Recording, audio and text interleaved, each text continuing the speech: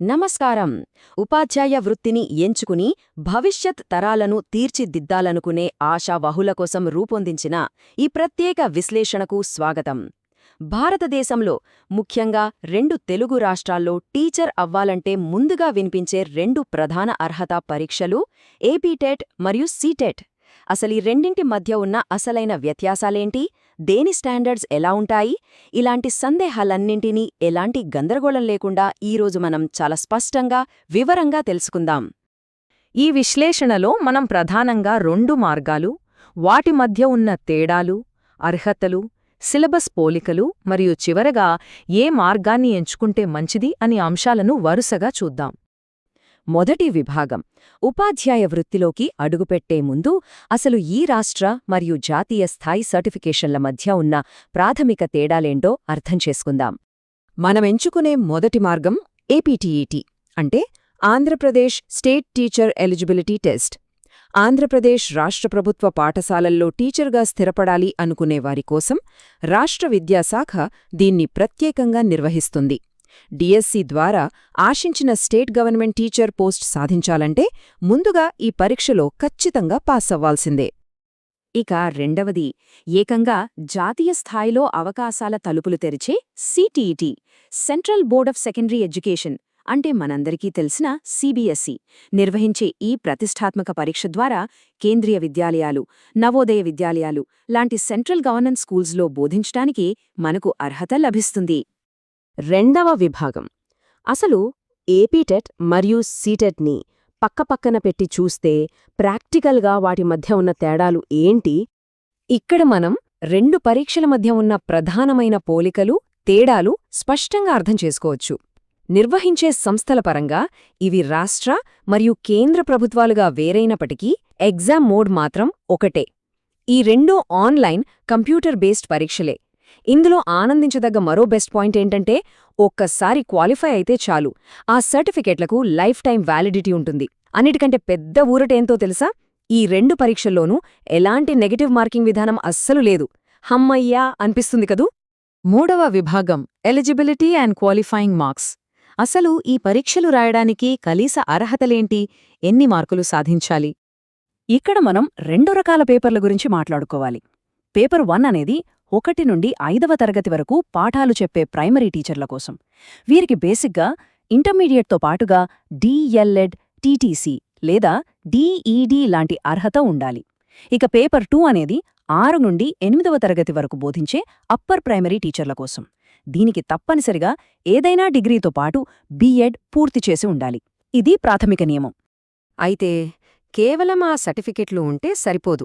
Apply చేయడానికి ముందే అకాడమిక్గా కొన్ని మినిమం పర్సెంటేజ్లు కూడా సాధించి ఉండాలి.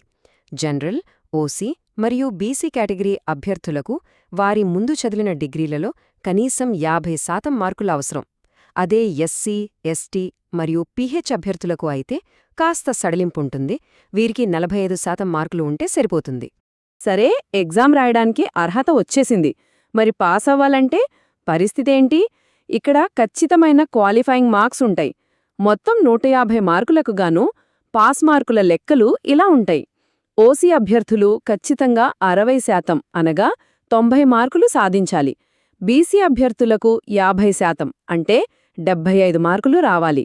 అలాగే ఎస్సీ, ఎస్టీ మరియు పీహెచ్ అభ్యర్థులు 40% అనగా 60 మార్కులు తెచ్చుకుంటే ఈ పరీక్షలో అర్హత సాధించినట్లే. నాల్గవ విభాగం, సిలబస్ స్ట్రక్చర్స్. అసలు ఈ ఎగ్జామ్స్లో అభ్యర్థులు వాస్తవంగా ఏమి చదవాలి అన్నది ఇప్పుడు పోల్చి చూద్దాం. నిజానికి అసలైన పోరాటం ఇక్కడే మొదలవుతుంది. ఎందుకంటే ఏపీటెట్ సిలబస్ పూర్తిగా ఆంధ్రప్రదేశ్ రాష్ట్ర పాఠ్యాంశాలపై ఆధారపడి ఉంటుంది. అంటే మన స్టేట్ బోర్డ్ పుస్తకాలే దీనికి భగవద్గీత లాంటివి. కానీ సీటెట్ అలా కాదు. ఇది పూర్తిగా జాతీయ స్థాయిలోని ఎన్సీఆర్టీ కరిక్యులంను ఫాలో అవుతుంది. ప్రిపరేషన్ స్టార్ట్ చేసే ముందు ఏ పుస్తకాలు చదవాలి, దేనిపై ఫోకస్ చేయాలి అనేది ఈ పాయింటే డిసైడ్ చేస్తుంది. ముందుగా పేపర్ 1 సిలబస్ గమనిస్తే 2 ఎగ్జామ్స్లోనూ కామన్గా 5 ప్రధాన విభాగాలుంటాయి. సైకాలజీకి సంబంధించిన child development and pedagogy, language 1, language 2గా ఇంగ్లీష్, మ్యాథమెటిక్స్ మరియు ఎన్వైరన్మెంటల్ స్టడీస్. సబ్జెక్టులు ఇవే అయినప్పటికీ ప్రశ్నలు అడిగే విధానం, వాటి లోతు మాత్రం మనమిందాక చెప్పుకున్నట్లు ఆ స్టేట్ బేస్ లేదా ఎన్సీఈఆర్టీ బేస్ పైన పూర్తిగా మారిపోతుంది. ఇక అప్పర్ ప్రైమరీ కోసం ఉద్దేశించిన పేపర్ 2 విషయానికి వస్తే ఇక్కడ ఒక స్పెషలైజేషన్ ట్రాక్ వస్తుంది. చైల్డ్ డెవలప్మెంట్ మరియు 2 లాంగ్వేజెస్ అనేవి అందరికీ కామన్ కోర్ సబ్జెక్టులు. కానీ ఆ తర్వాత అభ్యర్థులు తమ డిగ్రీ బ్యాక్గ్రౌండ్ని బట్టి ఒక సబ్జెక్ట్ ఎంచుకోవాలి.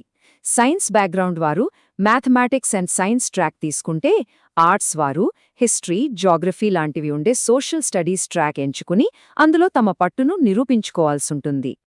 5వ విభాగం సరైన మార్గాన్ని ఎంచుకోవడం. ఇదంతా విన్నాక ఒక మంచి నిర్ణయం ఎలా తీసుకోవాలో చూద్దాం. ఆశావహ ఉపాధ్యాయులు తమ పరీక్షా ఎంపికను వాళ్ల భౌగోళిక లక్ష్యాలకు అనుగుణంగా చేసుకోవాలి. లక్ష్యం కేవలం ఏపీడీఎస్సీ ద్వారా రాష్ట్ర ప్రభుత్వ ఉద్యోగమే అయితే ఏపీటెట్ రాస్తే సరిపోతుంది. అలా కాకుండా దేశవ్యాప్తంగా సెంట్రల్ స్కూల్స్లో జాబ్ కావాలంటే ఖచ్చితంగా సీటెట్ రాయాలి. అయితే ఇక్కడ ఎక్స్పర్ట్స్ ఇచ్చే బెస్ట్ సలహా ఏంటంటే సాధ్యమైనంత వరకు 2 ఎగ్జామ్స్ రాయడమే మంచిది. ఎందుకంటే ఇలా చేయడం వల్ల అటు రాష్ట్రంలోనూ ఇటు జాతీయ స్థాయిలోనూ ఉద్యోగావకాశాలు అమాంతం పెరిగిపోతాయి కదా. చివరగా ఒక్క ఆలోచన. రేపటి తరగతి గదిలో ఒక టీచర్గా మన ప్రభావం ఎక్కడ ఉండాలి? మనకి స్టేట్ రూట్స్ కావాలా లేక నేషనల్ రీచ్ కావాలా? ఏది మన భవిష్యత్తును నిర్ణయిస్తుంది అన్నది ఎవరికి వారే స్పష్టంగా ఆలోచించుకోవాలి. ఈ 2 మార్గాలపైన సరైన అవగాహనతో, పటిష్టమైన ప్రణాళికతో ముందుకు వెళ్తే విజయం ఖచ్చితంగా సొంతమవుతుంది. ఈ విశ్లేషణ మీకు ఎంతో ఉపయోగపడిందని ఆశిస్తూ అందరికీ ఆల్ ది బెస్ట్.